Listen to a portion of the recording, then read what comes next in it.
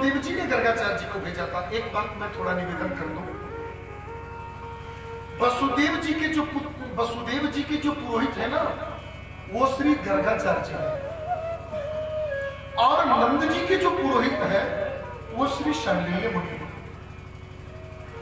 वसुदेव जी गर्गाचार्य जी से बोले कि गुरु जी आप तो त्रिकालदर्शी हैं, आप तो सब जानते हैं, आपको क्या कहना, आप ऐसा करो कि आप गोकुल चले जाओ, रोहिणी का पुत्र जो मेरा बेटा है उसका भी नामकरण कर देना, और सुनो नंद जी का जो बेटा है वो तो भी मेरा ही है ना, आपको क्या छिपाना है, आप तो गुरु हो, गुरु से कैसा छिपाओ, उसका भी नामकरण कर देना।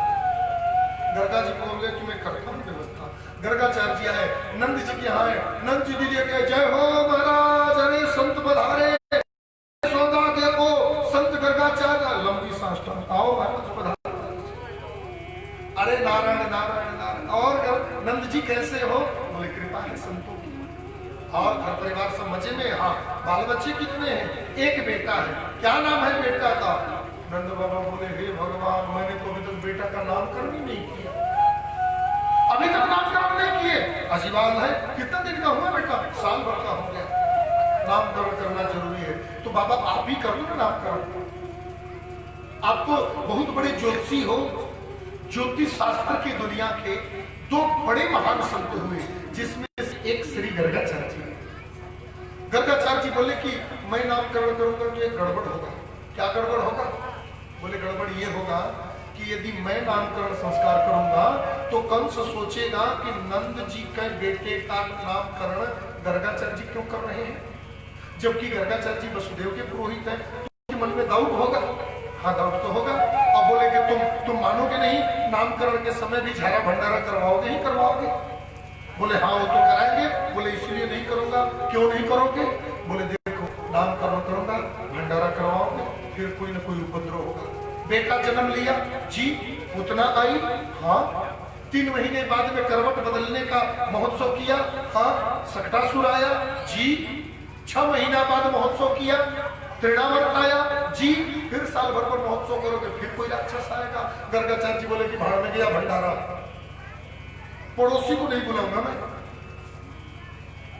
अपने घर के दासियों को भनक नहीं लगने दूंगा, आप चुपचाप मेरे बेडरूम में चल करके नामकरण कर दो, मैं किसी से नहीं कहूंगा, नहीं बेडरूम में नहीं नामकरण होगा, किसी से बताना नहीं है, नहीं बताएंगे, पत्नी से बता दो, हाँ पत्नी से तो बताना ही पड़ेगा ना, पत्नी से बचकर जाओगे ना, हाँ पत्नी से बिना बताए किसी काम चलेगा। तो मैया नंदरानी से जाकर के कहा कि लाला का नामकरण करना है, अब लाला का नामकरण नाम और गर्गाचार्य जी का नाम सुनकर के मैया जसोदा को लगा कि एक प्रैक्टिकली में बात आप लोग को बताऊं कि होता ऐसा है, आपके घर जो नित्य पंडित जी लोग आते हैं ना, जो रोजाना पंडित जी लोग आते हैं, आपको उनसे कोई किसी भी प्रकार का संकोच नहीं होता है, जो हर समय पंडित जी आ रहे हैं उनसे किसी को कोई संकोच नहीं होता है, और जो अचानक कोई पंडित और घर का मान लो जो मालिक है अथवा कोई व्यक्ति है, और वो व्यक्ति कहे कि ये पंडित जी हैं, बहुत अच्छे पंडित जी हैं, बड़े विद्वान पंडित जी हैं, तो भी घर की जो माताएं होती हैं ना, उनको बड़ा शंका होता है, उनको बड़ा शक होता है कि आखिर ये पंडित जी सचमुच में ठीक ठाक हैं भी या नहीं है,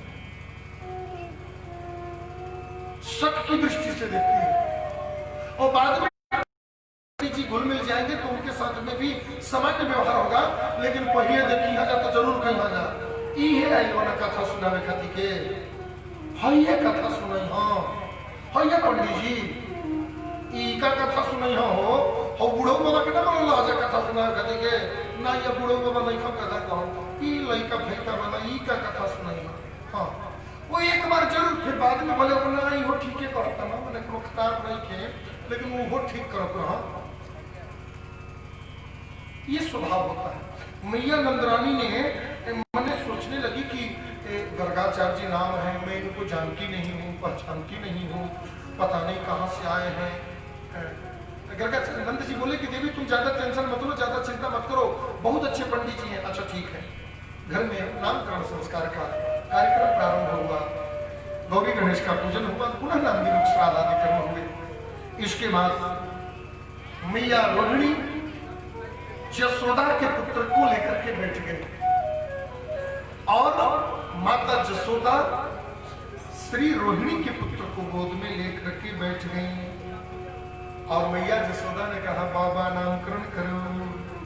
श्री गर्गाचार्य जी महाराज यशोदा जी की तरफ देख करके और इशारा करते हुए गर्गाचार्य जी ने बहुत सुंदर बात कहा।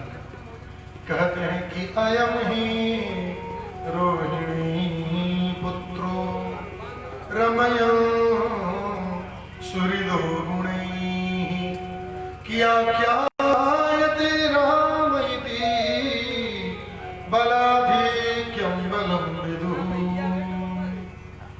अयम ही रोहिणी पुत्रो, यह जो बालक है ना, यह रोहिणी का बेटा है। रमयन सुहृदो गुणैः, सभी संत महात्माओं के हृदय में रमण करने वाला यह बालक होगा। इसका नाम बलभद्र होगा। इसका बल समाज के कल्याण के उपयोग में आएगा। इसका बल समाज के कल्याण के निहित होगा। इसका वो इस पूरे पृथ्वी पर राक्षसों के विहीन करने में सहयोग करेगा। इसलिए बलभद्र होगा, बलराम होगा, शंकरषण होगा। बोलिए बलराम जी भगवान की। इसके बाद मैया यशोदा ने कहा कि अब मेरे लाला का नामकरण कर दो।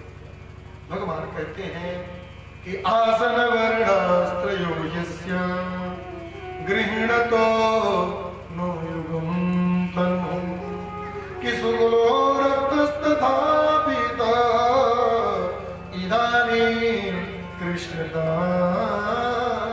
कथा। हे देवी, इस बालक का स्वरूप जो है ना वो श्याम वर्ण का है, और श्याम वर्ण को संस्कृत में कृष्ण वर्ण भी बोलते हैं। श्याम वर्ण का है इसलिए इसका नाम श्री कृष्ण होगा। हर युग में यह बालक जन्म लेता रहा है और प्रत्येक युग में यह जन्म लेता रहेगा। और सुनो, ये पूर्व में भी कई बार इस दुनिया में जन्म लेकर के संतों का कल्याण और राक्षसों का वध किया है। मैया यशोदा बोली बाबा इधर उधर की बात मत करो, बस इतनी सी बात बता दो। अरे कुछ पढ़ेगा लिखेगा कि नहीं? अरे क्या पढ़ने की बात करती हो? बहुत विद्वान बनेगा, खूब विद्वान बनेगा। और इसको क्या पढ़ना जी, ये तो स्वयं सभी विद्याओं के प्रदाता है। बहू वगैरह अच्छी आएंगी कि नहीं? बोले बहू वाला जरा रेखा देखने, और बहू वाला रेखा देख करके श्री गर्गाचार्य जी गले हाथ रख करके बैठ गए। क्या हुआ? बहू हमारी सेवा नहीं करेगी? करेगी, बढ़िया से करेगी ना? नहीं, बढ़िया से नहीं करेगी। क्यों? इतनी बहू इतनी बहू इतनी बहू आएगी घर में कि आपका एक एक बहू यदि साथ में सेवा करना चाहे तो एक एक रोमा कबार करके सभी बहू अपने अपने घर में ले जाएंगे। क्यों? 16,108 विवाह होगा। इतनी बहू एक साथ में सेवा करेगी कैसे? ये तो तभी संभव है ना कि 1000 बहू मिलकर एक पैर काट कर ले जाए, 1000 बहू एक पैर काट कर ले जाए और अपने अपने रूम में ले जाकर के सेवा। हम कोई बात नहीं, इतनी बहू आएंगी तो फिर अच्छी बात है। तो क्या इसका एक ही नाम होगा केवल कृष्ण? बोले नहीं नहीं, 50 नाम होगा। कोई इसको कृष्ण कहेगा, कोई इसको नंदलाल कहेगा, कोई गोविंद कहेगा, कोई गोपाल कहेगा, कोई कन्हैया कहेगा, कोई मधुसूदन कहेगा। अलग अलग लोग अपने भावना के अनुसार अलग अलग नाम से पुकारेंगे। अरे कोई कहे गोविंद, कोई गोपाल, अरे कोई कहे गोविंद, कोई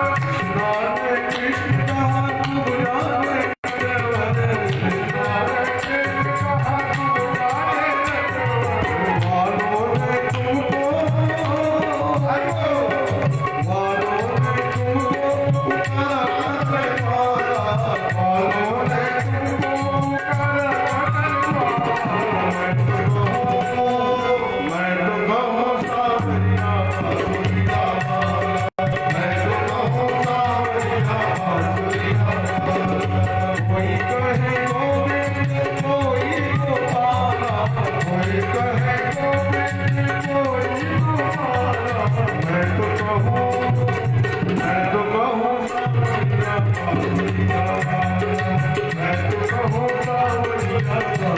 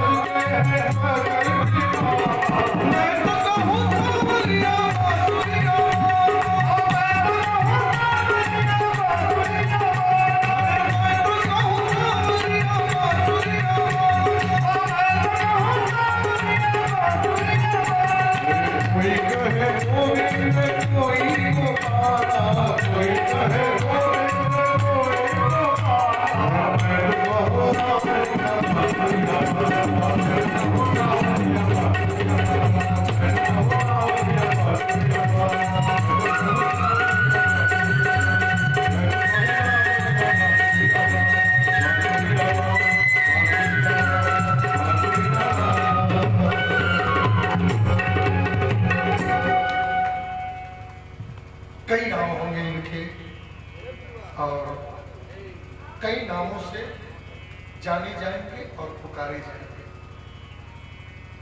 धीरे धीरे धीरे धीरे ठाकुर जी 1.5 साल के हुए। एक दिन भगवान अपने घर में ही माखन चोरी की लीला करने लगे। कन्हैया के मन में आया एक दिन माखन चुरा करके खाने का, सो घर में ही माखन खाने चुराने लगे। वो मैया स्नान ध्यान करा करके ठाकुर जी को खूब श्रृंगार करके पलने में सुला दी।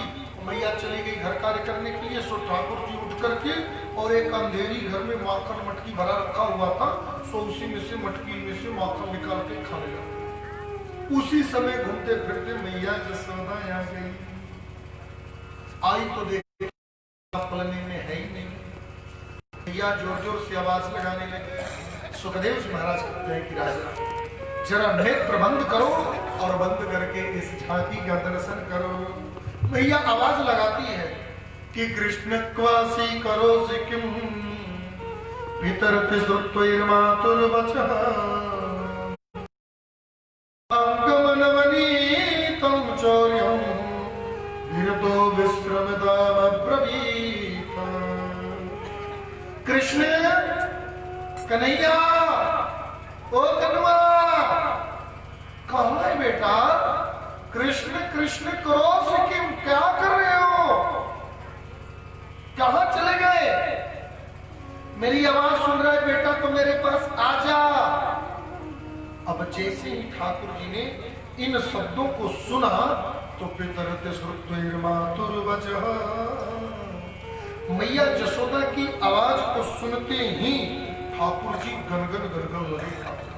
लिखा है कि शशांकम नवनीतम चौर्यम, नवनीत चोरी करते समय ठाकुर जी सशंकित हो गए और सशंकित होकर के लगे सोचने, आज यदि मैया मेरे को पकड़ ली तो फिर बहुत मार मारे, हाँ बहुत पिटाई करेगी मेरी मैया। अब मैया ढूंढते ढूंढते एक एक रूम में कहां चला गया। ढूंढते ढूंढते उसी रूम में मैया आ गई, उसी भवन में आ गई जिस भवन में ठाकुर जी माखन चुरा रहे थे। जैसे ही देखा मैया ने हाथ पकड़ कर बोला, लाला चल इधर बाहर निकल, अंधेरे में क्या कर रहा है? तो देखी मैया जसोदा के मुंह में, नाक में, लीलार में, छाती पर, पेट में, दोनों हाथ में, पूरे पैर में माखन ही माखन। लाला तू माखन चुरा रहा था? नहीं। माखन तू खा रहा था चोरी करके? नहीं मैया। फिर ये शरीर में तेरे माखन इतने कैसे लग गए? ठाकुर जी झूठ बोल रहे हैं। क्या ब्रह्म भी झूठ बोलता है? हाँ। कब? भक्तों की प्रसन्नता के लिए झूठ बोलना होता है। भगवान को ठाकुर जी कहते हैं, सुखदेव जी कहते हैं, परीक्षित सावधान सुनो ध्यान से। मातः कंकड़ पद्म रागमसा पाणिर्मम तप्यते तेना नवनीत भाण्ड विवरे विन्यस्य निर्वपितम्। मैया तूने ये जो मेरे हाथ में पद्मराग मणि से युक्त जो कंकड़ पहनाया है ना, मातु कंकड़ पद्मराग महसा, ये बहुत गर्म करता है। मेरे हाथ में बहुत गर्मी लगती है। आज ये हाथ मेरा बहुत जल रहा था, मैंने ठंडा करने के लिए तेरे भांड में हाथ डाल दिया, माखन में हाथ डाल दिया। सुखदेव जी कह रहे, सुन लो, हरिश्चंद्र के पिताजी बोल रहे हैं, अरे माई बाप, पद्मराग मणि संसार की एक वो मणि है जिस मणि को हाथ पर रख दो तो नाक और आंख से बिना पूछे पानी गिरने लग जाएगा। इतनी ठंडी मणि है पद्मराग मणि, इतना ठंडा मणि है पद्मराग, और उस मणि से इनके हाथ में जलन हो रहा है।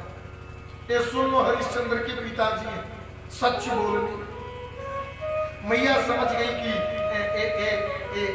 बोल तो झूठ रहा है लेकिन छुपा रहा है।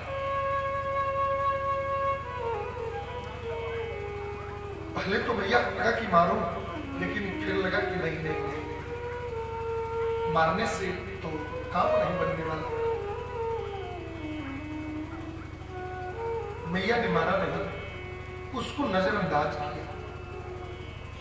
हम लोग दोनों बात करते हैं, बच्चों को बचपन से ही संस्कार सिखाइए, और फिर हम लोग ये भी कहते हैं कि बच्चों को बचपना करने दो, उनको मारो मत। अब दोनों में एक चीज तो डिसाइड करो महाराज। महिला, मेरा सीधा कहने का मतलब ये है कि बच्चों को बचपना पूरी तरह से जीने दो। यदि उनके ऊपर किसी प्रकार का बंधन लगाना है तो वह बंधन अपने जीवन में आचरण करके लगाओ। आप सुबह जग करके नहाएंगे, पूजा करेंगे, बच्चा देखेगा, धीरे धीरे संस्कार में परिवर्तन होगा। जो बच्चे हैं ना, वो आपके कॉर्नर कॉपी, जो हम करेंगे वही वो करेंगे, जो हमें देखेंगे वो करेंगे। हम लोग करते क्या है, बच्चों से कह देते हैं मंदिर में जाकर झाड़ू लगा के तेरे भगवान जी की आरती दिखा दो, और हम क्या करते नहीं, हम ताश खेले जाते नहीं। तो आपको ताश खेलते देखेगा बेटा 10 दिन, महीना, 5 साल तक हो जाएगा मंदिर करने, फिर इसके बाद वो भी ताश खेलने जाएगा।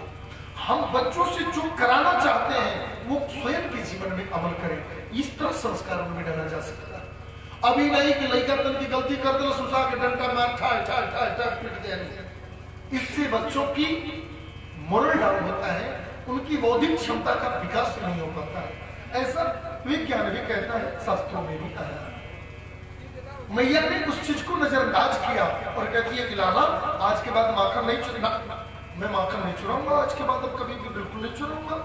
हाँ, ठाकुर जी को लेकर के मैया चली गई वहां से। समय और व्यतीत हुआ। एक दिन एक गोपी ने मैया जशोदा के आंगन में श्री श्याम सुंदर को नृत्य करते हुए देखा। वो हुआ ऐसा ना कि सुबह का समय था, मैया ठाकुर जी को स्नान ध्यान करा करके, कपड़ा पहना करके, पीतांबरी पहना करके, टीका लगा करके, काजल लगा करके, बालों में बेड़ी गुथ करके, और मैया ताली बजा बजा करके गीत गा रही थी, और ठाकुर जी ठुमुक ठुमुक करके नृत्य कर रहे थे और माखन खा रहे थे। उसी समय एक गोपी ने ठाकुर को नृत्य करते देखा।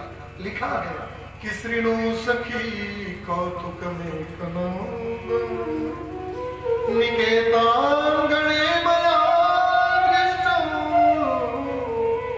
गोधूलि धूसरिता नृत्य दिवेदा गोधूलि धूसरिता। वह गोपी जाकर के बाकी गोपियों से कहती है, क्या कहती है, श्रीणु सखी, अरे वह सखी, सुनो सुनो सुनो सुनो सुनो, श्रीणु सखी कौतुकम एक नंदम, मैंने एक कौतुक देखा है। कहा? नंदमया गणे, नंद के आंगन में। क्या कौतुक देखा है?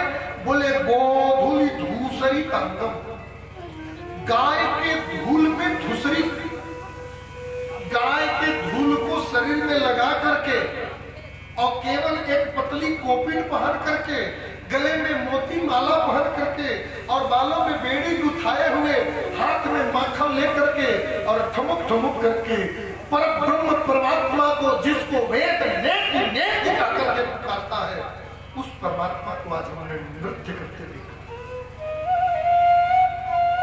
गोधूलि धूसरी तांगम नृत्यति, गाय के धूल में धुस रहा था।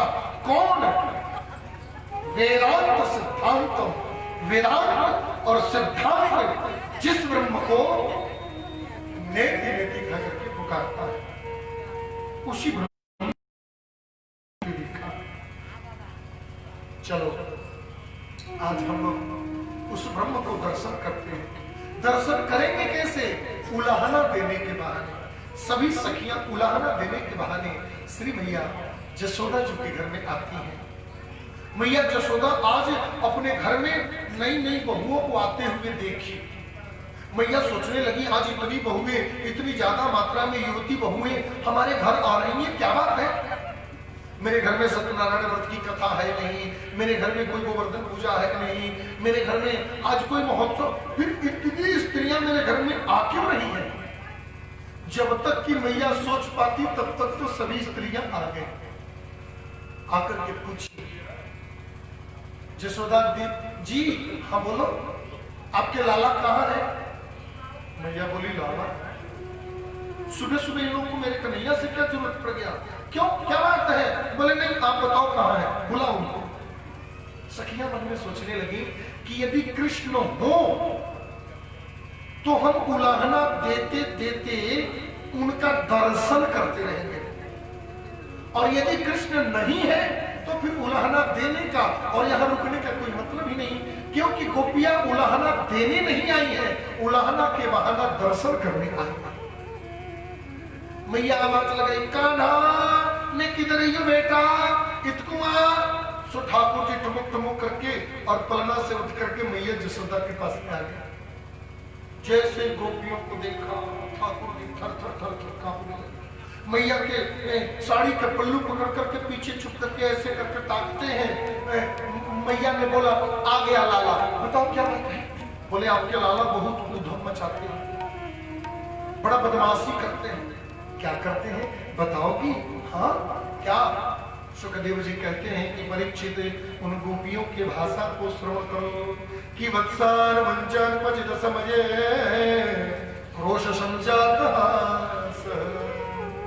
स्तेयं स्वाद्यत्यदधिपयः कल्पितं स्तेययोगै किमर्कान् भोक्षान् विजत समे चेन्नति भाण्डवेनति द्रव्यालवे सगृहकुपितो याति वक्रोशतो काम। एक गोपी कहती है कि हमारे घर आकर के हमारे बछड़ों को रोज खोल देते हैं। अच्छा प्रेम से बोलिए जय श्री कृष्ण, थोड़ा जोर से बोलो जय श्री कृष्ण। मैया जसोदा बोली कि ये तो काम ही करते हैं, तुम्हारे घर का बछड़ा खोल देता है। तो बोले नहीं, वत्सान मुंचान बछड़े को खोलते हैं लेकिन क्वचित समय, गलत समय पर। बोले तुम सीधा सीधा बताओ बात क्या है? बोले बात ऐसा है कि एक दिन मेरे घर आए और आपके मेरे से बोले, भाभी जी आपकी गैया कितनी दूध देती है? मैंने की एक गैया एक टाइम 10 केजी दूध देती है। बोले तुम्हारी गैया एक बूंद दूध नहीं देती है। मैंने की नहीं लाला 10 केजी दूध देती है। बोले लाओ शर्त लगाओ, शर्त लगाओ, यदि तुम्हारी गैया 10 सेर दूध देगी तो मैं अपने मुख में गोबर लगा करके पूरे गोकुल में घूमूंगा, और यदि तुम्हारी गैया 10 सेर दूध नहीं में गोबर लगा करके तुमको पूरा गोकुल घूमना पड़ेगा। और मेरी गैया तो 10 सेर दूध देती ही थी, सो मैंने शर्त लगा दिया। ठीक है शर्त लगा लो। लगा लिया। बोले कल गुड मॉर्निंग में भेंट होगा आपसे। सुबह 8 बजे का समय था गैया दूहने का। आ गए, भाभी चलो गैया दूहो। और मैं गैया गई धोने के लिए, बछड़ा खोली तो अब गैया दूध तो गया कुआं भाड़ में, बछड़े को पीने नहीं दे रही है। मैंने हे भगवान, आज इस गैया को क्या हो गया? ये तो एक दूध तो देना बात की बात है, तो बछड़े को नहीं पिला रही है। हार गई ना भाभी जी, चलो मुंह में गोबर लगाओ और आगे आगे चलो गोकुल घूमो।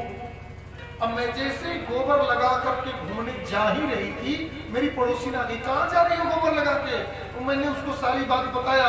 बोले इस नटखट के चक्कर में मत पड़ो, मैंने अपनी आंख से देखा 4 बजे भोर में आकर तुम्हारा बछड़ा खोल दिया था। 4 बजे भोर में आकर बछड़ा खोल दिया, सारा गैया का दूध तो बछड़ा पी गया, तो गैया दूध क्या खा देगी तुमको? तब मेरे को ये समझ में आया कि पूरे ब्रजमंडल के गायों के बछड़ा को ये रातियां खोल देते हैं। वत्सान मुंचान उचित समय। मैया बोली एक काम किया करो। क्या? बोले जब दिखे ना गली में तुम लोग को, हाँ जोर से डांट दिया करो। डांट दोगी तो भाग आएगा, छोटा है ना, डर जाएगा।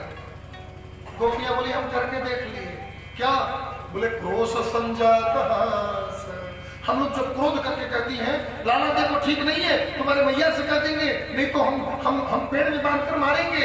जैसे ही हम लोग डांटते हैं तो खिलखिला करके हंसने लग जाते हैं, और जब हंसते हैं तो हासम हरे रबनिता खिललो गया।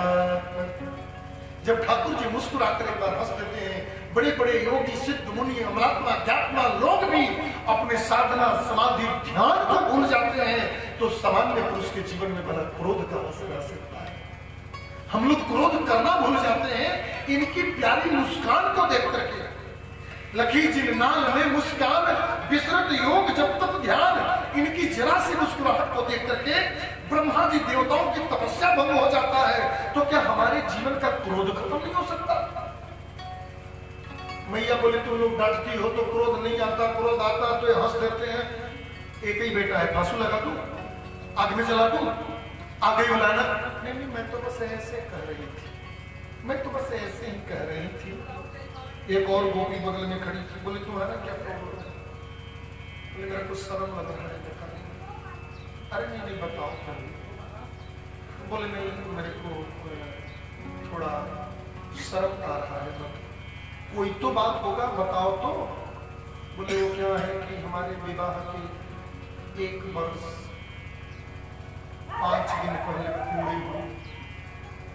अच्छा, तो वो हमारे विवाह के 1 वर्ष जब पूरा हुआ तो आजकल मनाते हैं ना लोग, उसको क्या बोलते हैं, जो भी बोलते हैं, बोलते तो हैं ही लोग, क्योंकि बोलते हुए मैंने भी सुना है।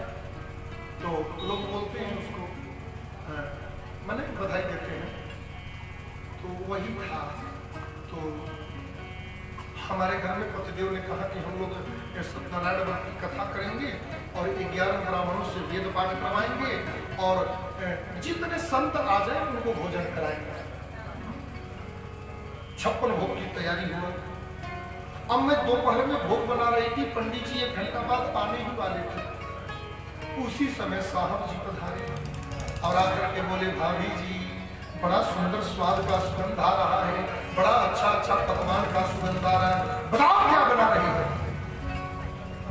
मैं बोली कि लाला आज हमारे घर में 56 भोग बन रहा है। अच्छा किस लिए? बोले वो क्या है ना, आज हमारे घर में सत्यनारायण व्रत की कथा है तो भगवान को 56 भोग लगेगा और फिर संत ब्राह्मण खाएंगे। लाला तेरी मैया को भी निमंत्रण मैंने दिया है, तू भी आना, तुझे भी खिलाऊंगी।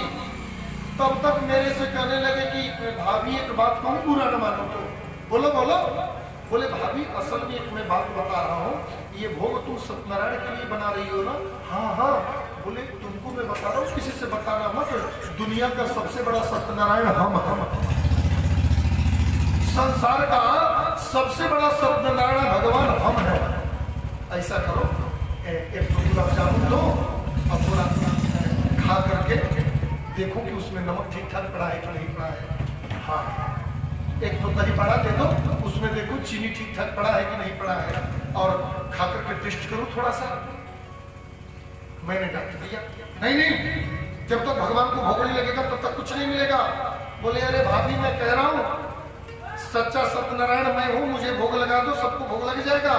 और नहीं, यदि इस सत्यनारायण को नाराज करोगी तो फिर संसार का कोई सत्यनारायण तुमको नहीं बचा सकता। मैं बता रहा हूं। मैंने थोड़ा सा डांट दिया, नहीं नहीं चलो जाओ, निकलो यहां से, चलो जाओ। अब बोले भाभी तुमने सच्चा सत्यनारायण का अपमान किया है, इसका परिणाम तुमको आज मिलेगा। और चले गए और जा करके और खिड़की से बोले भाभी जी। मैंने की हाँ जी। बोले अरे अपने मंदिर में जाकर सिंहासन पर सत्यनारायण का दर्शन तो कर लो। मैंने जा करके और अपने सिंहासन पर देखा तो शालिग्राम को उठाकर नीचे फेंक दिए थे और कुत्ता का 2 पिल्ला उसी सिंहासन पर रखकर भाग गए। और जाते जाते बोल दिए सत्यनारायण का दर्शन हो जाए तो थोड़ा इधर भी कृपा बना। मैंने पूरे घर में झाड़ू लगाया, पोछा लगाया, हे भगवान। चलो इतनी पर बात यदि बने तो और बात बिगड़ गया। अब दिन में सब पंडित जी लोग आए, भोजन पानी करा करके सबको संत महात्मा को, अब भोजन का दिन था, भोजन करते करते हम लोग को भी शाम को 5-6 बज गया। अब 6 बजे भोजन किए। 6 बजे भोजन करने के बाद में अब थोड़ा शरीर थक भी गया था, अब सो रहा, थोड़ा शरीर थक गया था तो हम लोग जल्दी सो गए। अब अच्छा अच्छा भोजन करो तो रात में प्यास लगता है। हाँ, कहीं पार्टी पुटी से लोग आते हैं तो लोग कहते हैं, पत्नी पूछती है ए जी कुछ खाए? नहीं खाए, नहीं खा ले मैंने काम भर तनी गरम पानी मुर्तरिया रख दी। कहाँ है? चाप के लेके आई बना, रात में प्यास जरूर लगी। अच्छा अच्छा चीज खाने पर प्यास लगता है। तो रात में पतिदेव को प्यास लगा तो पतिदेव बोले कि देवी थोड़ा जल पिलाओ। पत्नी बोली जी मैं अभी लाती हूँ। अब पत्नी जैसे ही उठी जल लाने के लिए, तैसे ही पत्नी का जो चुटिया होता है ना, वो चुटिया ही खींच लिया। चुटिया खींचा। पत्नी बोली ये जी छोड़िए, क्या कर रहे हैं जी, मेरी चुटिया छोड़िए।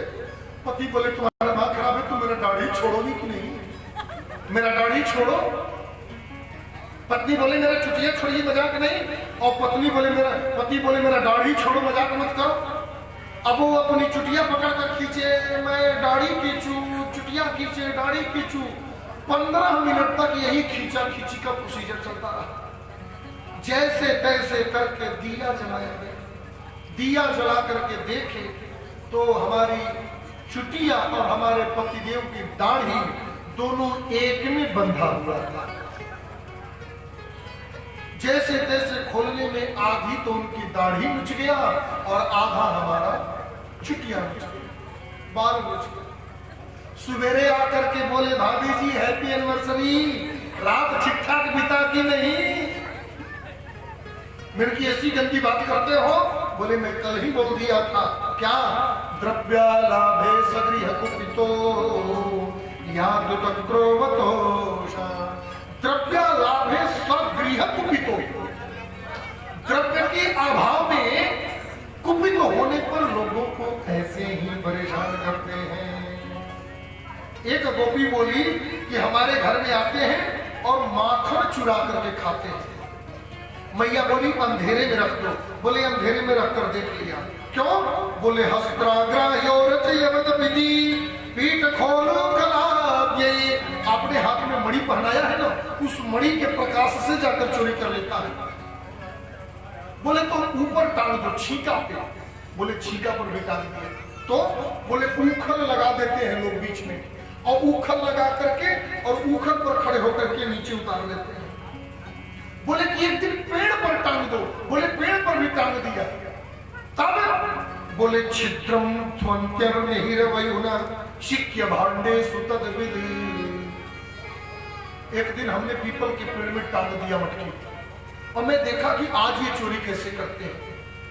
उधर से 10-20 ग्वाल लेकर के आए बड़ा सा बांस, और बांस लेकर आए और उस मटकी के नीचे धीरे धीरे धीरे धीरे धीरे धीरे धीरे धीरे 10-15 बार ठोके।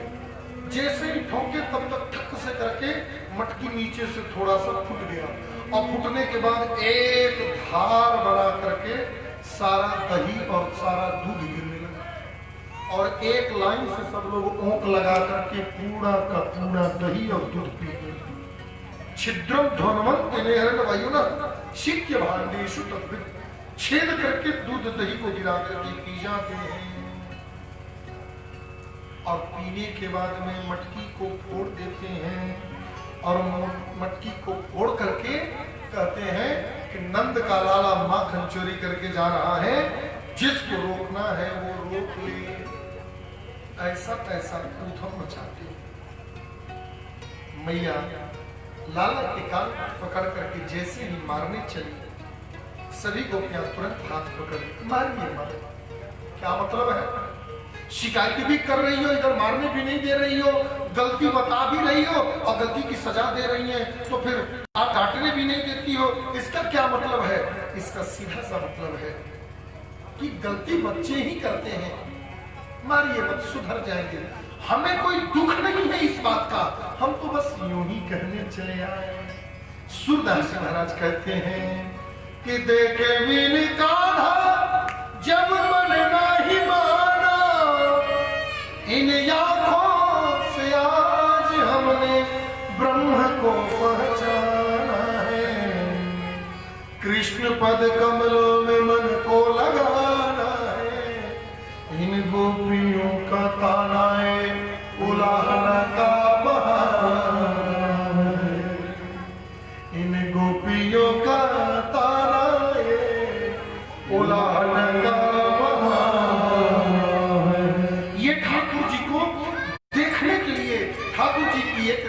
को पाने के लिए और अपनी झांकी अपने स्वरूप को दिखाने के लिए गोपियां ठाकुर जी के पास में जाती हैं। जो इस सावले को सदा ढूंढता है जो इस सावले को सदा ढूंढता है, जो इस सावले को सदा ढूंढता है। उसे एक दिल सा भला ढूंढता है, उसे एक दिल सा भला ढूंढता है, जो इस सावले को सदा ढूंढता है, जो इस सावले को सदा ढूंढता है। जिसे ढूंढने की अमल कर चुकी है, जिसे ढूंढने की अमल कर चुकी है, जिसे ढूंढने की आदत पड़ चुकी है, जिसे ढूंढने की अमल कर चुकी है, इसे ढूंढने, इसे ढूंढने मजा ढूंढता है, उसे ढूंढने मजा ढूंढता है, जो इस सावले को सदा ढूंढता है।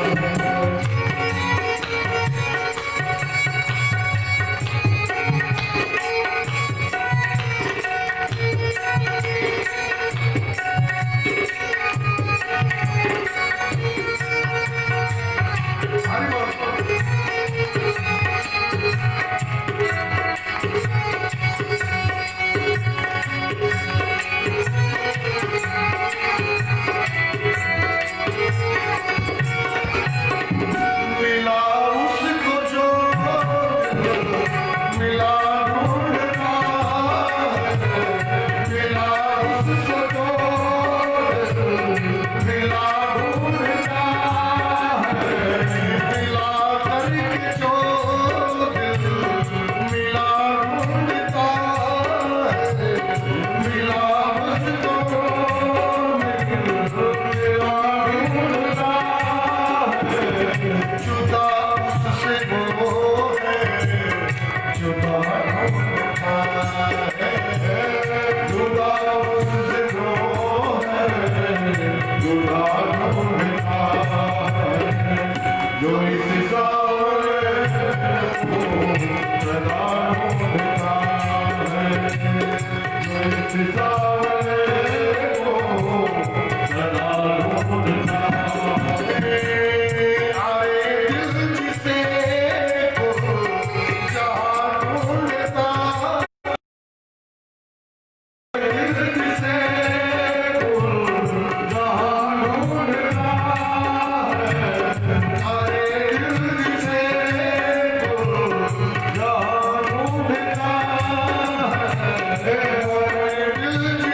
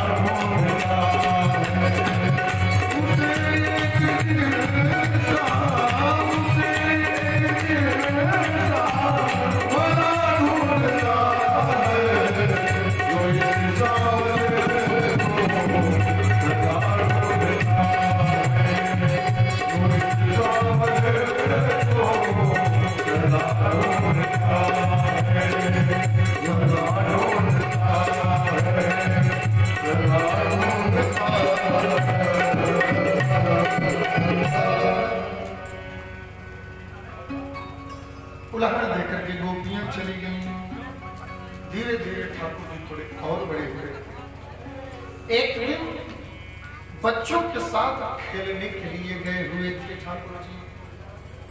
खेलते खेलते ठाकुर जी ने एक मिट्टी खा लिया। उसी समय ब्रजवासियों ने ठाकुर जी को मिट्टी खाते देखा। सभी ब्रजवासी कन्हैया को पकड़ कर लेकर के आए मैया के पास। मैया, हाँ देख तेरे लाला ने मिट्टी खाई, सुन जसोदा मैया ने मिट्टी खाया है, तेरे लाला ने मिट्टी खाया है। मैया बोली कान पकड़ करके लाला की, क्यों रे कन्हैया तूने मिट्टी खाया है, तुमने मिट्टी खाया है? ठाकुर जी कहते हैं कि नाहं भक्षितवान् सर्वे मिथ्या विशंसिनः कि यदि सत्यं गिरस्तर्हि समक्षो पश्चिमे मुखम। मैया मैंने मिट्टी नहीं खाई। अरे तुझे विश्वास नहीं तो तू मेरा मुंह देख ले। मैया बोली चल दिखाऊं। और जैसे ही ठाकुर जी ने अपना मुंह खोल करके दिखाया तो उसी में सारा दुनिया ब्रह्मांड ही दिख गया। बोलिए भक्तवत्सल भगवान की जय। पूरा तीनों लोक, चौदह भुवन, नवखंड, सप्तद्वीप, भारतवर्ष, उत्तर प्रदेश, मथुरा जिला, गोकुल गांव, 85 चौक का महल, मैया कान पकड़ के, ये दृश्य भी ठाकुर जी के मुख में ही दिखा। मैया बोली हे भगवान, कहीं ये भगवान तो नहीं है? क्योंकि मैंने सुना है कि भगवान के उदर में ही ब्रह्मांड का निवास होता है और मेरा लाला, मेरे लाला के पेट में तो सारी दुनिया दिख रही है। कहीं ऐसा तो नहीं कि मेरा कन्हैया ही भगवान है? ये सोच करके मैया डर गई और डर करके हाथ जोड़ ली। और हाथ जोड़ करके मैया प्रार्थना करने लगी, लाला मुझसे गलती हो गया, मुझसे अपराध हो गया। उसी समय तुरंत भगवान ने इत्थं विदित्वा तत्पाय गोपिकायां सुईश्वरा वैष्णवीं गतनोन्माया पुत्र स्नेहमयीं विभो। तुरंत वैष्णवी माया को आदेश दिया भगवान ने। वैष्णवी माया ने आकर के मैया जसोदा के आंखों पर पुत्र स्नेह की ममता का चश्मा लगा दिया। जब अभी तक भगवान को ब्रह्म देख रही थी मैया, वो उसको लगा कि नहीं मुख में तो कुछ दिखा ही नहीं, ये तो मेरा कन्हैया है। ठाकुर जी बोले मैया मेरे मुख में कुछ दिखा? लाला पता नहीं क्या क्या दिख रहा था, मैं तो भूल गई, कुछ नहीं दिखा, बस तू इन लोगों के कहने में परेशान है। कह करके मैया के गोद में ठाकुर जी तुरंत चढ़ गए और मैया ने उनको गोद में लेकर के घर में चली गई। भगवान ने मिट्टी क्यों खाया, इसका बड़ा सुंदर संत लोग वर्णन करते हैं। परम पूज्य प्रातस्मरणीय श्री स्वामी वल्लभाचार्य भगवान ने कहा है, कोई भी व्यक्ति ब्रजमंडल में जाए, कोई भी व्यक्ति यानी आप ब्रजमंडल में जाना और रमण रेती में जाना। रमण रेती में जाकर के अपने हाथ को रमण रेती के बालू में अपने हाथ को रखना और रख करके अपने हाथ को उठाना और फिर उस हाथ को ऐसे मल करके झाड़ देना और झाड़ करके उस हाथ पर ध्यान से ताकना। आपके हाथ से नीले कलर के कण का उसमें से प्रकाश आएगा। एक नीला कलर के कण का प्रकाश आएगा और एक पीले कलर का प्रकाश आएगा जो धूल लगेगा। ब्रजमंडल के आप एक प्रमाण की मैं बात कह रहा हूं, आप ब्रजमंडल के जितने भी मिट्टी हैं उन मिट्टी को उठाओ, उस मिट्टी में एक पीला कलर का कण होगा तो एक नीला कलर का कण होगा। क्यों?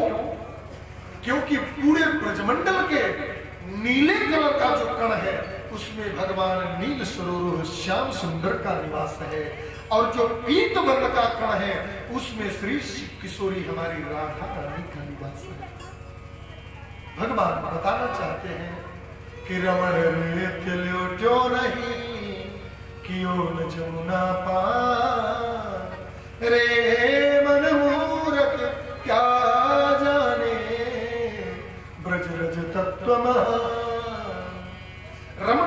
जाकर जिसने एक बार घुलकी नहीं मारा, जिसने लेटा नहीं, जमुना जी के जल को लेकर पान नहीं किया, मधुबन में जाकर जिसने घुमा नहीं, और गोविंद नाम का जिसने स्मरण नहीं किया, उस जीवन में कुछ नहीं किया। यही बताने के लिए भगवान ने मिट्टी खाने की लीला किया। इसके बाद ठाकुर जी थोड़े और बड़े हुए तो सुखदेव जी महाराज कहते हैं कि ये कदा गृहदासीसु यशोदा नंद गे कर्मांतर नियुक्तासु निर्मम स्वयं नदी। एक दिन मैया यशोदा ने अपने घर के दासियों को अन्य कामों में लगाया और स्वयं लाला के माखन खाने के लिए दही निकालने लगे। एक निवेदन मैं आप लोगों से कर दूं,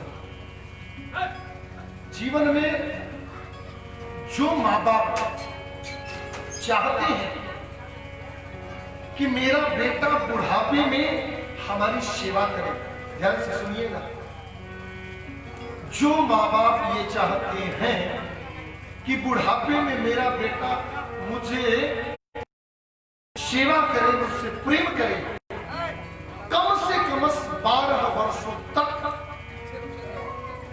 अपने बच्चों पर बहुत प्रेम लुटाइए, खूब प्रेम लुटाइए। एक दूसरा निवेदन, यदि आप चाहते हो कि बच्चे बुढ़ापे में आपकी सेवा करें तो बचपन में बच्चों की सेवा आप स्वयं के हाथ से करें। कम से कम 10 वर्ष के बच्चों तक को आप अपने साथ भोजन कराओ, अपने थाली में भोजन कराओ, अपने हाथ से उनके लिए रोटी बनाओ, अपने हाथ से उनको स्नान करवाओ, अपने हाथ से उनको कपड़ा पहनाओ, अपने हाथ से उनको बाल झाड़ो, श्रृंगार करो, मालिश करो, स्कूल ले जाओ। जो लोग चाहते हैं कि मेरे बच्चे मुझे बुढ़ापा में सेवा करें तो मैया यशोदा यही कहती है और यही करती है। शास्त्र कहता है कि कायेन वाचा मनसेन्द्रियैर्वा बुद्ध्यात्मना वा प्रकृते स्वभावा कि करोमि यद्यत् सकलं परस्मै नारायणाय समर्पयेत्। भगवान की भक्ति करने का 3 विधि है, ध्यान से सुनिएगा। एक मन से, एक कर्म से, एक वचन से। और मैया यशोदा आज कृष्ण के प्रति तीनों प्रकार की भक्ति कर रही है। कैसे कर रही है? बोले मन में मैया कृष्ण के बारे में ध्यान कर रही है। क्या? लाला जगेगा, कहेगा मैया माखन दे, फिर कहेगा रोटी दे, फिर कहेगा मैया मेरे को दूध चाहिए, फिर कहेगा मैया मेरे को कॉफी में पहनाना, फिर कहेगा मैया खेलने जाऊं। मन में गोविंद की चर्चा कर रही है, स्मरण कर रही है मैया। और मुख से पहले के समय में मैंने एक दिन कहा था, पहले के समय में माता जी लोग घर में कुछ भी काम करे तो भजन करती रहती थी। सो मैया मुख से भजन गा रही थी, तो मन से और वाचा से भजन हो गया और हाथ से मथनी बह रही थी ठाकुर जी के लिए। इसलिए कर्म के द्वारा भी मैया ने भगवान की भक्ति कर लिया। उसी समय से ठाकुर जी का आगमन हुआ।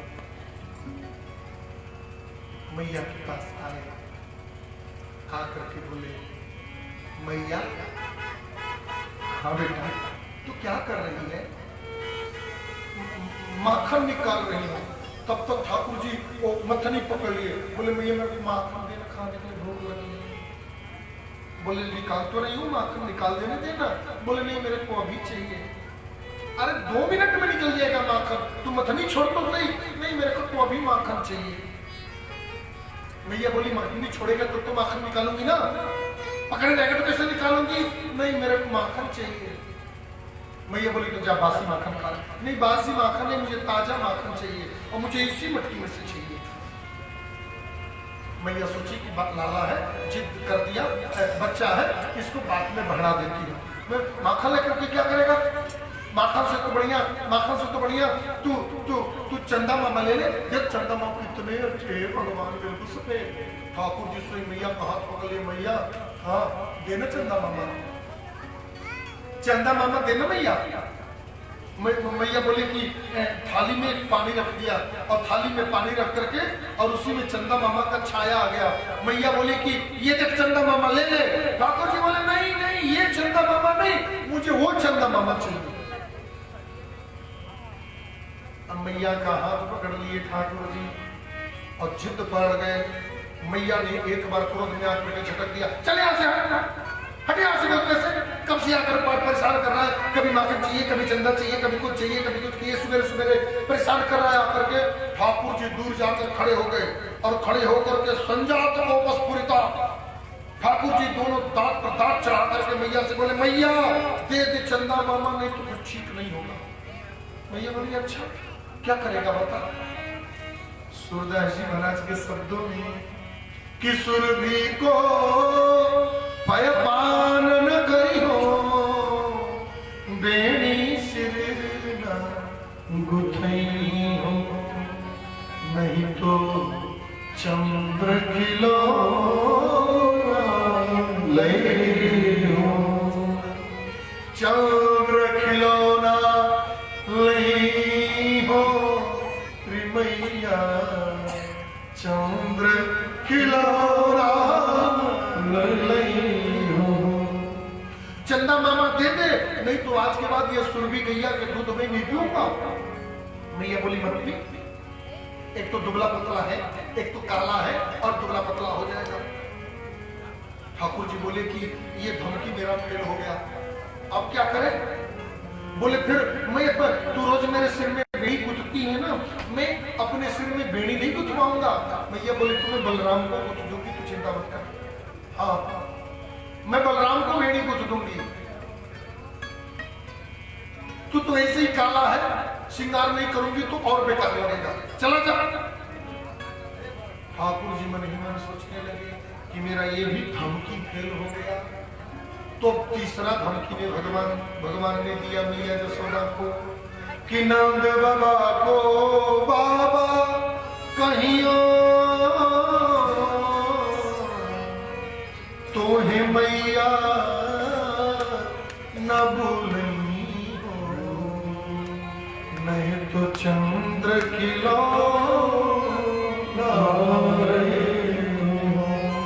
मैया दे दे चंदा मामा।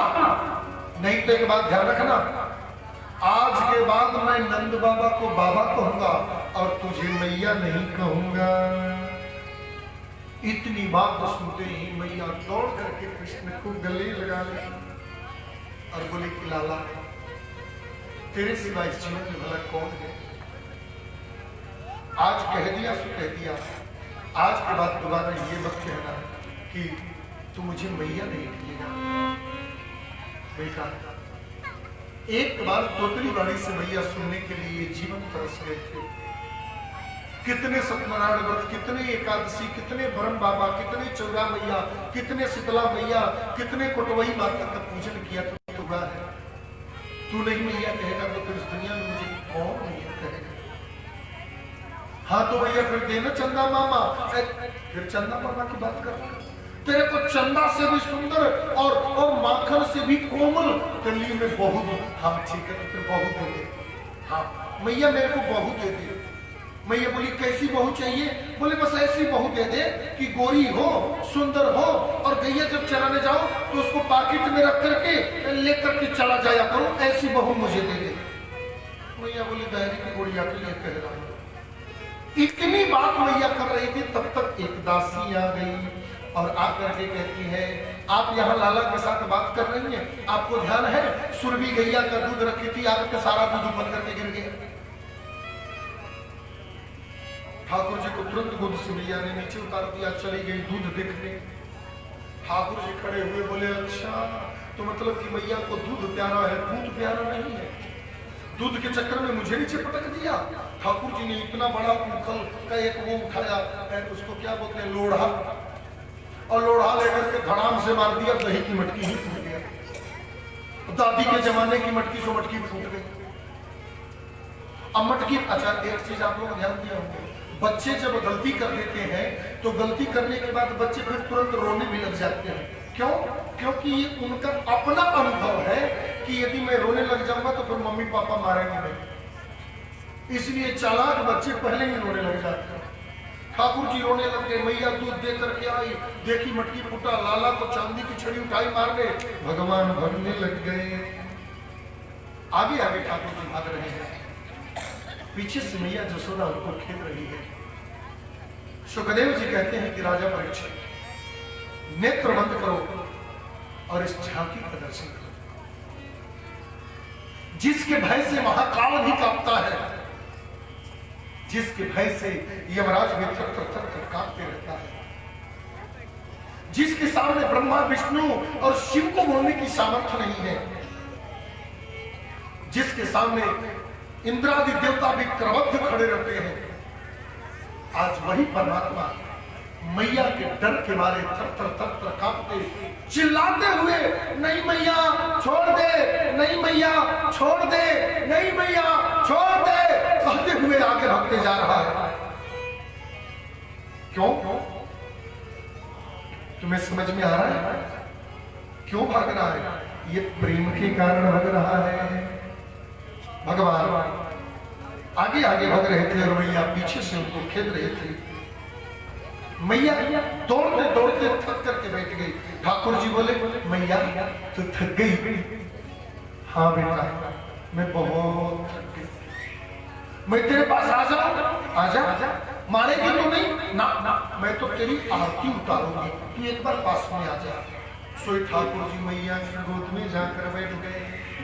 मैया कान पकड़ करके, आज तेरे को नहीं छोड़ूंगी, आज बहुत पिटाई करूंगी, आज तो बिल्कुल तेरे को, तू बहुत उद्यम करता है, तू बहुत परेशान करता है, चल ले जा करके मैया ने उखल में बांध दिया। कि विसृज्य कमरसृजा दृष्ट्वा परिश्रमं कृष्णं कृपयासित स्वबंधना। सुखदेव जी महाराज कहते हैं कि राजा, आज मैया की प्रसन्नता के लिए भगवान उखल में बंद गए। वह परमात्मा उखल में बंद गया जो न चांदर न बहिर्यस्य न पूर्वा न विचापरो पूर्वा परम बहिश्चांदो जगतुर्यो जगच्चया। जिस परमात्मा के पूर्व का पता नहीं, जिसके परमात्मा का आज का पता नहीं, जिस परमात्मा के अंतःकरण में होकर भी जिस परमात्मा को हम नहीं ढूंढ पाते, और बाहर होकर के भी जो परमात्मा अंदर ही निवास करे, वो अंदर होकर भी बाहर है और बाहर होकर भी जो परमात्मा अंदर है, उस परमात्मा को आज मैया ने उखल में बांध दिया। उखल में बांध करके मैया चली गई अपने घर को कार्य को करने के लिए। उसी आंगन में ये मलार्जुन के वृक्ष थे। वो दरअसल में हुआ क्या था ना, एक समय की बात है, कुबेर के दो पुत्र थे, नल और कुबर। नल कुबर दोनों पुत्र जमुना जी में स्नान कर रहे थे। नारद जी जा रहे थे आकाश मार्ग से। दोनों लोग उदंडता पूर्वक नारद जी को प्रणाम नहीं किया। नारद जी बोले कि कुबेर के बेटे हो, अहंकार आ गया है कि इतने बड़े खानदान में जन्म लिया हो, मेरे को क्या बिगड़ने वाला है? नारद जी ने श्राप दे दिया, तुम्हारी बुद्धि जड़ है, तुम वृक्ष बन जाओ। वही कुबेर के दोनों पुत्र यमलार्जुन के वृक्ष के रूप में पड़े। और दोनों वृक्ष के बीच से होकर भगवान गुजरे। भगवान के केहूं का स्पर्श करते ही धड़ाम से दोनों वृक्ष गिर गए और गिरते ही उससे दो दिव्य पुरुष प्रकट हुए। उन दोनों दिव्य पुरुषों ने भगवान की बड़ी सुंदर स्तुति गाया। वाणी गुणानुकथने श्रवणो कथा हस्तौ च कर्म सुमन स्तव पादयोर्न स्मृत्या शिरस्तव निवास जगत् प्रणामे दृष्टिं सदां दर्शनेस्तु हे प्रभु, आपसे एक ही निवेदन है, यह वाणी जो है वह सदैव आपकी गुणानुवाद ही जाती है। यह आपकी सेवा ही करता है। हस्तोच्च कर्मसु मन स्तव पादयोर्न, स्मृत्या शिरस्त, यह सिर आपका सदैव स्मरण करता रहे और मेरे जीवन का निवास आपके चरणों में हो। दृष्टि सताम दर्शनेस्तु,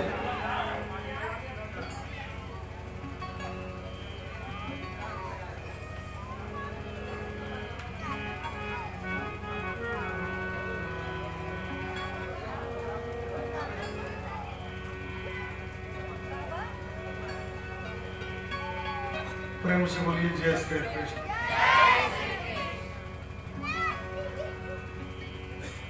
कभी कभी बहुत अच्छा लगता है आप लोगों को देखकर,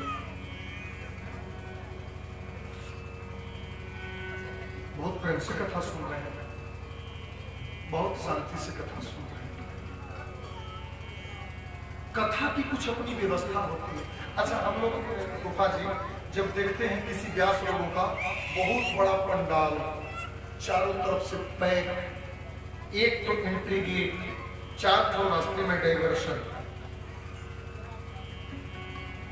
हम लोग को लगता है कि इतना बड़ा पंडाल लोग लगवाते हैं, इतना साउंड लगवाते हैं, इतना लाइट लगवाते हैं, बेकार का खर्चा। पहले हमको भी लगता था कि बेकार खर्चा, लेकिन अब समझ में आता है आखिर क्यों लगवाते हैं लोग। इसके पीछे एक कारण होता है। पंडाल चारों तरफ से जब पैक रहेगा तो जिसका जहां से मन करेगा वो एंट्री नहीं कर जाएगा। और ये कथा पंडाल है, मुखिया जी के बरामदा नहीं है, एक कथा पंडाल है। 3 लोग बैठ रहे हैं, 23 लोग उठकर जा रहे हैं, फिर 5 लोग आ रहे हैं, तो 4 लोग उठकर जा रहे हैं। 3 घंटे की कथा में 23 बार उठना बैठना, ये कथा सुनने का लक्षण नहीं है, ये कथा डिस्टर्ब करने का लक्षण है। और देखिए, इसलिए कहना पड़ता है कभी कभी, क्योंकि मुझे अंतिम दिन दक्षिणा मिलेगा। मुझे अंतिम दिन क्या मिलेगा वो नहीं जानता मैं, लेकिन दक्षिणा मिलेगा। तो मेरा व्यक्तिगत जीवन का एक प्रयास होता है कि जिस चीज के लिए हम लोगों से धन लेते हैं उस कर्म को ईमानदारी पूर्वक, श्रद्धा पूर्वक और प्रेम से उसको हम कर सकें। सब लोग आए जाए, खूब हल्ला मचाएं, खूब नाटक करें, कोई लेना देना नहीं है। मेरे को दक्षिणा फिर भी उतना ही अंतिम दिन मिलेगा जितना कि मिलना है। लेकिन कभी कभी थोड़ा सा मन में वो हो जाता है कि ये ठीक नहीं है। मैं कल ही कहा था कि यहाँ से इसको बिल्कुल पैक करा दिया जाए पंडाल, आगे से लोगों को आने की व्यवस्था दी जाए। जिसको बार बार घर आना जाना हो वो घर ही में रहे तो ज्यादा अच्छा है, और जिसको कथा के बीच में 5-6 बार घर जाना है वो कृपया करके पीछे बैठे। अब जो मुख्य श्रोता है वो बैठ गए दूर, अजय कचर बचर करेले वाला वो कपड़े पर आके बैठ गए, कथा हो रहा है मिस्टर। जो सुनने वाले हैं उनको हम सुना नहीं पा रहे हैं, और जो सुनने वाले नहीं हैं वो आपके सामने बैठ गए। थोड़ा सा डिस्टर्ब हो रहा है, आप सब लोग शांतिपूर्वक कथा सुनिए। मेरे को कोई वो नहीं है, लेकिन गांधी जी शायद बोले थे कि शांति में तरक्की। गांधी जी ने कह रहा है, चाचा कह रहा है, कोई कह ले रहा है। मैंने आप लोग बहुत प्रेम से कथा सुन रहे हैं, और प्रेम से तो सुनिए ही, प्रेम से सुन सको तो अच्छी बात, नहीं सुन सको कोई बात नहीं, लेकिन शांति से कथा जरूर सुनिए। हम एक कटोरा पूरी खाने वाले नहीं हैं, हम 1-2 गुड़ में विश्वास रखते हैं, क्योंकि मीठ चीज 1-2 मिल जाए तो काफी बार भर कटोरा की जरूरत नहीं खे। हाँ, थोड़े श्रोता हो, लेकिन श्रोता अच्छे श्रोता। पीछे बाबूजी लोग बैठे हैं, डंडा ले लेकर के कितना दूर से कथा सुनने आते हैं, अंधेरे में रात को 8 बजे घर जाते हैं। अब हम बोल भी नहीं सकते मंच से, लेकिन कुत्ते इतने भोगते हैं फिर भी वो लोग आते हैं और चले जाते हैं। हम अपनी व्यवस्था को न देखें, हम आए हुए लोगों की व्यवस्था देखें। जो लोग यहाँ पंडाल में बैठ करके बहुत बात कर रहे हैं ना, हम उन लोगों को लक्ष्य करके कथा नहीं सुना रहे हैं। वो जो पीछे धोती पहन करके त्रिपुंड मार करके बाबूजी बैठे हैं ना, हम उनको लक्ष्य करके कथा सुना रहे हैं, हम इनको लक्ष्य करके कथा सुना रहे हैं। चल भैया बैठ के 4 घंटा रोज हम उनको लक्ष्य करके कथा सुना रहे हैं, क्योंकि हम जानते हैं कि जो करीब 10 लोग हैं उनके मनोरथ पर पानी न फिर जाए आपके छोटे छोटे से किए हुए गलती के कारण।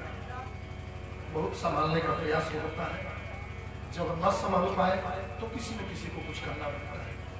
सभी से निवेदन है, जो पंडाल में बैठे हैं वो भी, और जो गेस्ट रूम में बैठे हैं वो भी, जो छत पे हैं वो भी, और जो पंडाल के पीछे दौड़ रहे हैं वो भी, आप प्रेम से कथा सुनिए। कथा आप सुन करके जितना पुण्य नहीं प्राप्त करेंगे उसके 1000 गुना आपके चलते यदि किसी का कथा डिस्टर्ब हुआ तो आपको दोष लगेगा। और एक बात मैं निवेदन करता हूं, जिस व्यक्ति के चलते किसी भी व्यक्ति के धर्म में बाधा आता है वह व्यक्ति 1000 कल्प तक चमगादड़ बन करके अपने ही विष्ठा का पार करता है। ऐसा भागवत में भी लिखा है और ऐसा ग्रंथों में लिखा है। आपके चलते एक व्यक्ति को भी यदि कथा सुनने में डिस्टर्ब हुआ तो 1000 कल्प तक, 1000 कल्प मतलब समझते हैं, एक कल्प में 14 मनवंतर होते हैं और एक मनवंतर में 4 बार सतयुग द्वापर त्रेता कलयुग बीत जाता है। आप इसकी कैलकुलेशन नहीं कर सकते कि कितना लंबा प्रोसीजर है। इसलिए आप लोग बिल्कुल शांति बना कर रखें, बहुत प्रेम से करें। देखिए, मैं इसलिए नहीं कह रहा हूं कि मुझे डिस्टर्ब हो रहा है, मैं ये नहीं चाहता कि आप लोग कोई ऐसा व्यक्ति अगले जन्म में चमगादड़ बने। मैं तो चाहता हूं कि सब लोग बैकुंठ जाए। मैं तो बैकुंठ जाने के लिए कथा कर रहा हूं। अब गलती से किसी को चमगादड़ बनना पड़ जाए तो लोग यही कहें ना कि उपेंद्र जी आकर के सब काम डिस्टर्ब कर दिए। आप प्रेम से बैठकर कथा सुनिए ताकि आप भी आनंद ले सके और को भी आनंद आ सके। बीच बीच में यदि मन करे तो प्रेम से बोलिए जय श्री कृष्ण। एक बार और बोलिए जय श्री कृष्ण।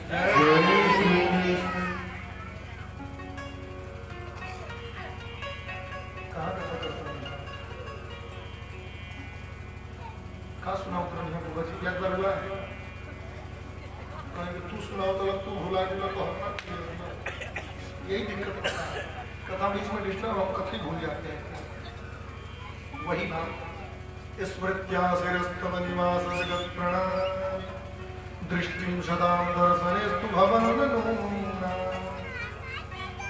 नल ने प्रार्थना किया कि हमारे ये जो सिर है सदैव आपके चरणों में रहे और हमारा नित्य आपके चरणों में निवास हो। भगवान ने आशीर्वाद दिया और वे दोनों लोग वहां से अंतर्धान हुए।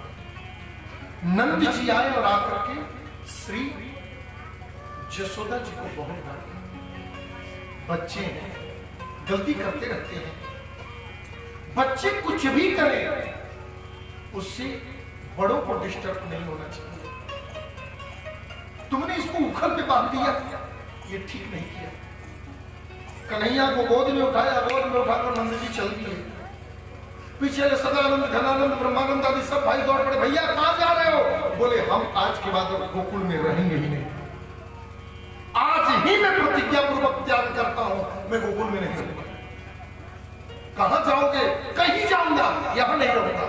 जिस दिन से मेरे लाला का जन्म हुआ, कभी पुतना, कभी तृणामृत, कभी शकटासुर, कभी बकासुर, कभी कोई असुर आते आज पेड़ गिर गया। जिस जगह पर मेरे लाला के जीवन में प्रसन्नता न हो, ऐसे जगह मैं खराब भी नहीं कर सकता, मैं जाऊंगा। सदानंद छोटे भाई ने कहा भैया आपको बहुत बुरा न लगे तो एक जगह है, हम कहते हैं कि वहीं चलो। कौन सा जगह है? बोले वनम वृंदावनम नामम पशव्यम नमकारणम गोप गोपी गवाम शक्यम भवता यदि रोचये।